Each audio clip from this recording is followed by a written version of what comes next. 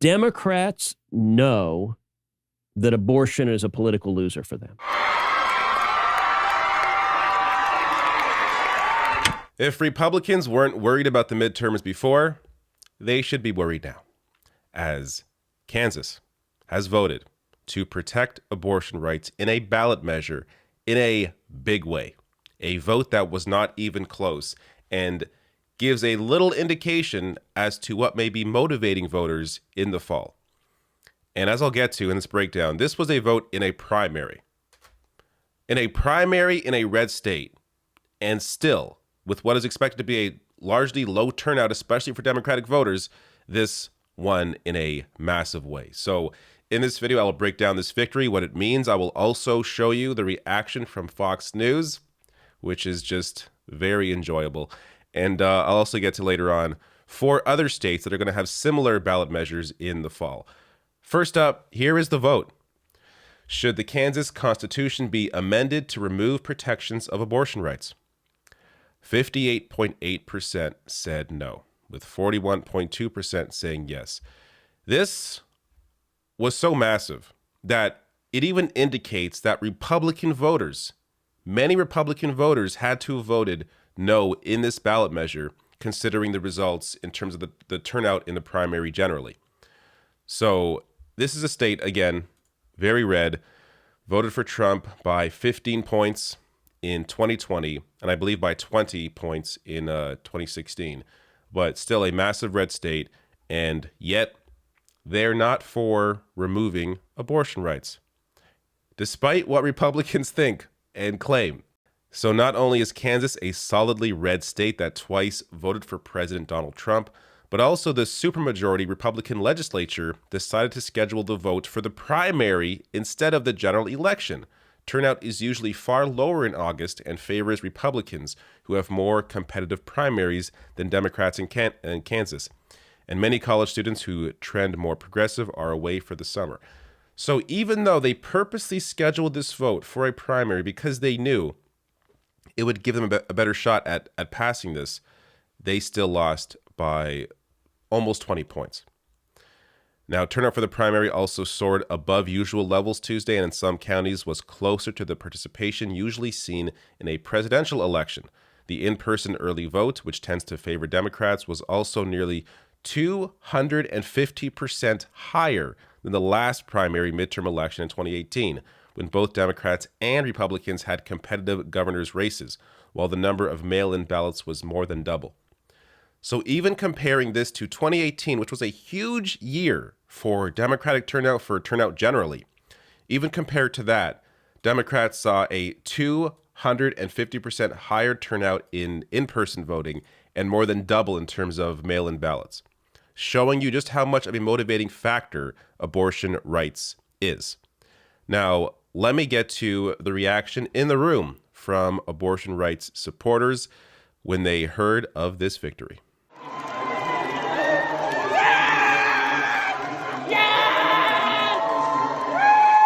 The energy here is palpable, you guys. We are hearing cheers over and over again. People are crying. I actually just noticed an emotional moment here. You've been volunteering with this campaign.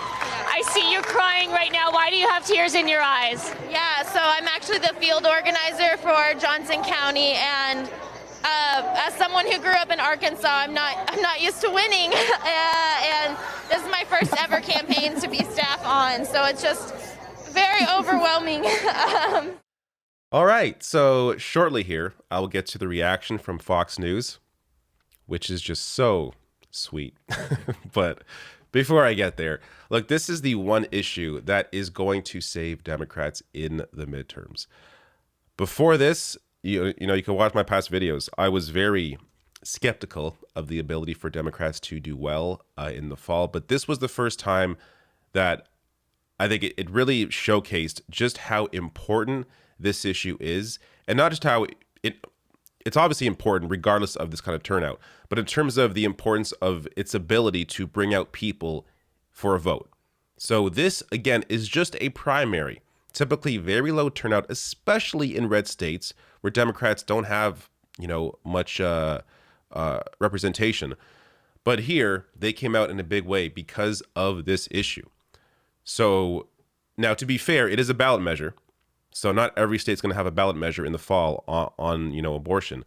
But this is a motivating topic, meaning Democrats should be latching onto this. This should be a main campaign talking point when discussing races in the fall for any Democratic candidate. I mean, minus Henry Cuellar, who's like the one anti-choice Democrat that was backed by the Democratic Party. Anyways, different topic. But here you have a clear, motivating issue. Democrats need to latch onto this because honestly, they have very little else. They could try and claim, or talk about what they're fighting for personally. But when you have a president as weak as Joe Biden, it's kind of hard to sell people on anything else. But this is why they got to use this issue. Now, let's get to the reaction from Fox News. So I got a couple of clips here, and Laura Ingram's in both. So let me just play this. It is, you're going to see when they first learn of the result, and then some of the reaction and the ridiculous claim that is made in this clip that I will debunk very easily. We've got about 85% in. Sorry for my drawing there, but it looks like no is going to win. What does that mean? It means that Kansas will have those abortion rights enshrined in the state constitution, but it also means something bigger, broader for other states. As you know, this will be a battle as we head into some more of these primaries and as we head to the general election in November. Laura?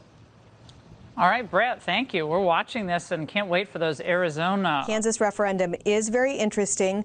I do think that pro-lifers should understand that so much money was spent by hardcore abortion supporters to make sure that that amendment failed. All right, so I'll get to debunking that last point there in a second about the money.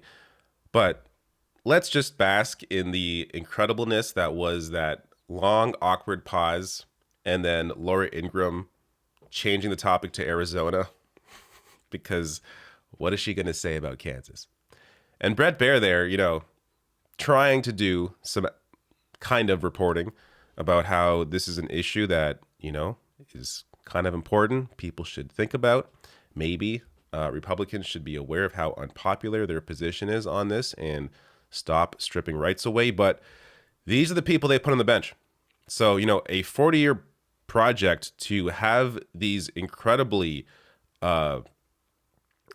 conservative isn't even the right word. We are talking about theocratic picks for the Supreme Court. These individuals stripping rights away.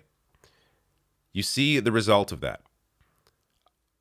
It's possible some of them actually thought they were on the right side in terms of the popularity of it, but I think it's very obvious now.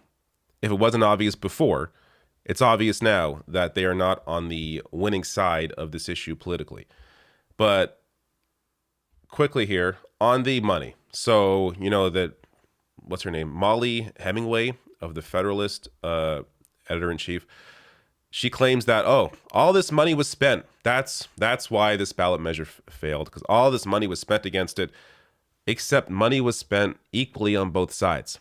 So Value Them Both and other groups supporting the amendment have spent more than $6 million combined on advertising, according to data from the media tracking firm Ad Impact. Kansans for Constitutional Freedom has also spent more than $6 million. The limited polling that is available has suggested the vote may be close. Equal amount of money spent on both sides. So you can't claim, only one side had the money. Yes, because historically, all the money is spent in favor of abortion rights. That's why abortion rights were stripped away. Come on now. But this is the kind of bullshit that these people spew on a regular basis. No, they lost because this issue is incredibly, in terms of their perspective is incredibly unpopular. So that's why they lost. It is very obvious. Now, let's just quickly here. I'm not going to play too much Ted Cruz because God knows no one can stand watching him. But then I'll show you that even in red counties in Kansas, the massive change from Trump to their vote on the ballot measure. Democrats know that abortion is a political loser for them. Say there were Republicans, who voted no on this. Here's just one random county in rural western Kansas. Donald Trump won 85% of the vote here. Joe Biden barely got 10% in 2020. The no side got basically triple what Biden got. Again, this is a win in this county for yes, but not nearly the margin Republicans have been posting there. Oh, sure. Steve Kornacki with his data, his numbers, his facts, his proof, whatever. What really matters is Ted Cruz. Because when Ted Cruz speaks, I know I'm listening to an honest man. When he says abortion is a losing issue for Democrats, that's what matters. Who cares that he just pulled it out of his ass with absolutely nothing to back it up? But Ted Cruz, an honest man. Steve Kornacki and his data, whatever. Doesn't matter. No, this is so clearly going to be, if Democrats are able to salvage the midterms and hold on to the Senate and maybe grow their support in the Senate, this will be, I think, a large part of the reason. And you see some recent polling here. Democrats favored to win Senate for the first time as polling improves. That's from 538. So this is from about a week ago, July 27th. So since the overturning of Roe, the chances or the polling for Democrats have improved. Now, it does help to have people like, John Fetterman running in Pennsylvania, a fantastic candidate, but also to have this issue across the board impact all these races. I really think this is going to be the main reason why Democratic voters turn out in the midterms in what would usually be a low turnout for the Democratic Party, especially during a very unsuccessful first 2 years in Biden's presidency, and that's being kind. Now, last thing here. As I said, there are 4 more ballot measures having to do with abortion rights this fall, all on November 8th, the election day. So you have in California, Proposition 1, Kentucky, an amendment, Montana, LR 131, and Vermont, Proposal 5. So if you are in one of these states, make sure you look this up. Ensure you are voting the right way, because it may, be a yes or no depending on what the actual question is. And be sure to not be confused by a lot of the misinformation that will now definitely be generated due to this result in Kentucky or in Kansas. So now that it is obvious that abortion rights are very popular, you're going to have a lot of anti-abortion, the anti-abortion side of each of these amendments. You're going to have them, or propositions, you're going to have them come out and spread misinformation about what a vote for their side actually means, which means you have to be informed and ensure you are voting the correct way. But again, as I said, I think this is going to be the motivating factor for Democrats in the fall. I was very skeptical about Democrats' chances in the midterms up to this point, but now seeing just how much of a turnout you can have in a place like Kansas for this issue alone, it really makes me think that conservatives went a little too far, and people are not going to take it. They have a limit in terms of the kind of garbage they will accept. Here, there is a very clear defining line between Republicans and Democrats, and this issue alone, I think, is going to motivate a lot of people to come out and support Democrats in the fall.